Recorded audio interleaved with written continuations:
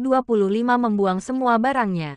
Meng Yu, karena kamu tidak ingin menambahkan informasi kontak mereka, mengapa kamu ingin menerimanya? Murong Qianyu bertanya dengan bingung. Meng Yu menatapnya dengan bingung. Bukankah gurumu mengajarkanmu untuk tidak membuang sampah sembarangan?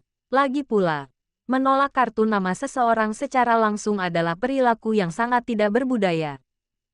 Memang, ayah Meng Yu mengajarkan kepadanya sejak ia masih kecil bahwa jika ada orang yang menawarinya sebatang rokok, ia sebaiknya menerimanya meskipun ia tidak tahu cara meminumnya, lalu membuangnya ke tempat sampah, daripada menolaknya di depan umum dan mempermalukan orang lain. Jujur saja, itu benar. Tidak membuang sampah sembarangan adalah ide yang bagus. Itu membuat saya tertawa terbahak-bahak. Murong Qianyu tertawa terbahak-bahak hingga tubuhnya gemetar karena tertawa. Terutama ketika dia memikirkan keempat orang idiot itu, memegang ponsel mereka dan dengan tidak sabar menunggu Meng Yu menghubungi mereka. Dia merasa sangat segar dan tidak bisa berhenti tertawa. Hal yang paling kejam di dunia ini adalah menolak seseorang di hatimu tetapi masih memberinya harapan. Sama seperti orang-orang yang suka membuang sampah, mereka menyimpan beberapa cadangan di lingkaran pertemanannya. Mereka bertekad untuk menikah dengan keluarga kaya dengan cara apapun, tetapi mereka berselingkuh dengan pekerja dari keluarga biasa, dan kemudian memberi mereka segala macam petunjuk, seperti angpau di hari Valentine, hadiah Natal, dan cangkir teh susu pertama di musim gugur. Memanen dompet para pekerja ban serep dengan kejam, sebagai dana untuk rencana mereka untuk menikah dengan keluarga kaya. Sampah-sampah yang tidak ortodoks ini telah menemui jalan buntu ketika mereka bertemu Meng Yu, seorang pria kaya yang rendah hati. Mereka memang pantas dibodohi oleh Meng Yu tanpa sengaja. Mengatakan itu, Murong Qianyu juga bingung karena kekhawatirannya dan kehilangan ketenangannya. Kalau tidak, dengan kemampuannya, dia pasti tidak akan begitu terbawa suasana. Karena bahkan dia dan Wang Lingyue tidak dapat membangkitkan pengejaran aktif Meng Yu. Tampaknya Meng Yu adalah orang normal dan tidak akan mempunyai pikiran apapun terhadap keempat bajingan itu.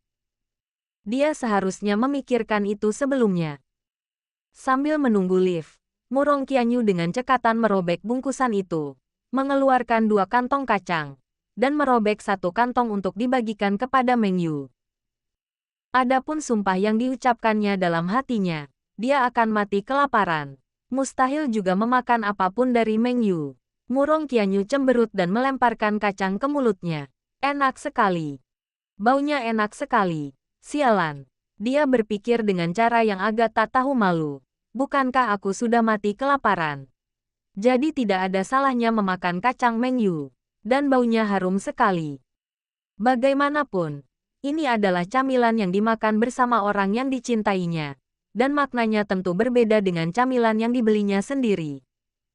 Apalagi kedua tas ini awalnya dibeli olehnya untuk sang kekasih. Meskipun Wang Li, si penggali emas, sekarang sudah tidak ada lagi, tapi baginya memakan sekantong kacang ini sekarang, bukankah sama saja jika Meng Yu yang membelikannya? Kacang sama dengan kacang, jadi dia pacar Meng Yu. Dia benar-benar jenius matematika. Murong Qianyu berpikir dengan gembira. Lift segera tiba. Meng Yu dan pria lainnya berjalan ke dalam lift bersama beberapa pekerja yang menunggu dan menekan angka 15. Murong Qianyu secara alami bersandar pada Meng Yu, menjaga jarak mutlak dari yang lain. Melihat Meng Yu dan kawan-kawan mengenakan pakaian mewah, beberapa pekerja sengaja minggir ke sisi lain, tidak ingin memprovokasi Meng Yu, si generasi kedua yang kaya raya. Namun saat pandangan mereka tertuju pada 2 kantung kacang di tangan Murong Qianyu, wajah mereka menampakkan sedikit keterkejutan. Mereka tidak menyangka bahwa wanita rupawan, kaya dan cantik itu juga mau memakan kacang-kacangan biasa dengan harga mahal. Dan tampaknya rasanya lezat.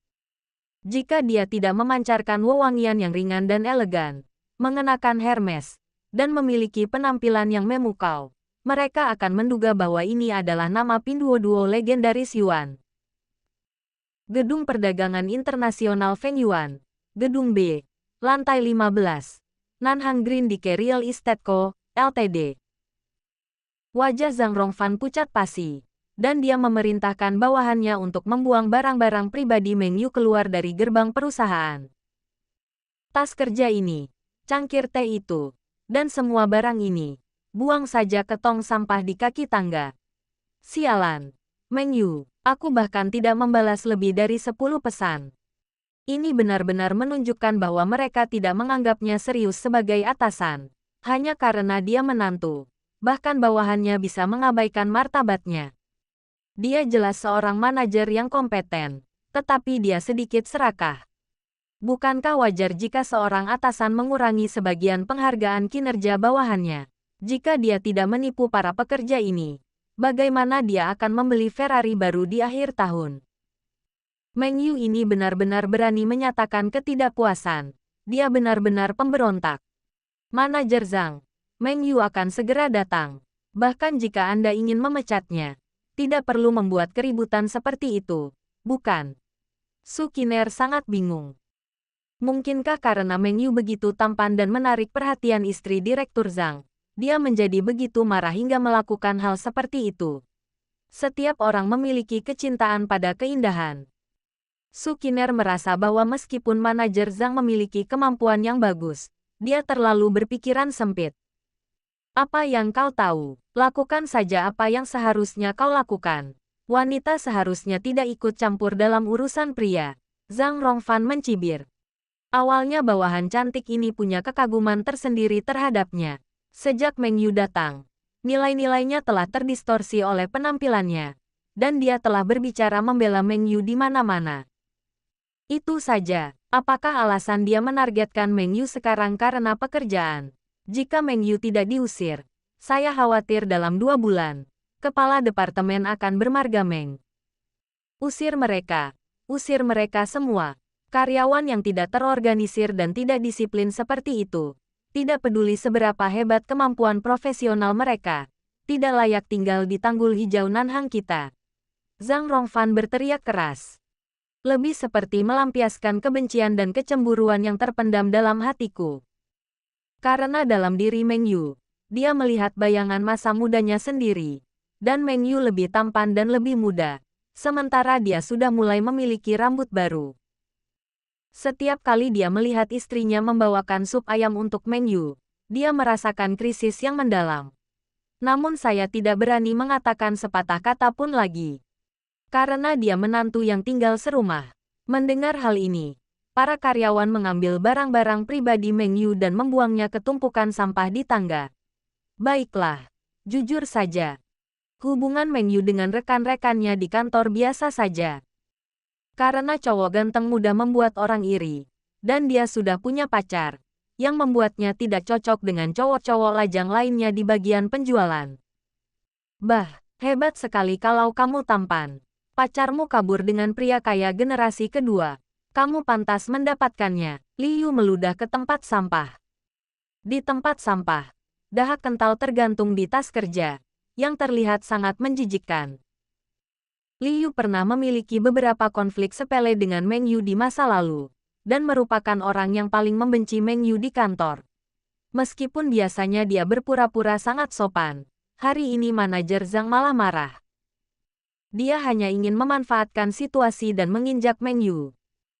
Dengan cara ini, saya dapat melampiaskan kemarahan saya dan menyenangkan manajer Zhang di saat yang sama, yang bagaikan membunuh 2 burung dengan 1 batu. Ketika rekan-rekan lainnya melihat kejadian ini, mereka merasa takut. Tetapi karena tirani Zhang Zuwei, mereka tidak berani mengatakan apapun. Manajer Zhang bahkan berani memecat Meng Yu, pendatang baru yang paling cakap di antara kelompok pendatang baru ini. Terlebih lagi, mereka adalah orang-orang tua dengan kemampuan bisnis yang pas-pasan. Tiba-tiba, pintu lift perlahan terbuka. Seorang pria dan wanita muda dengan pakaian elegan keluar.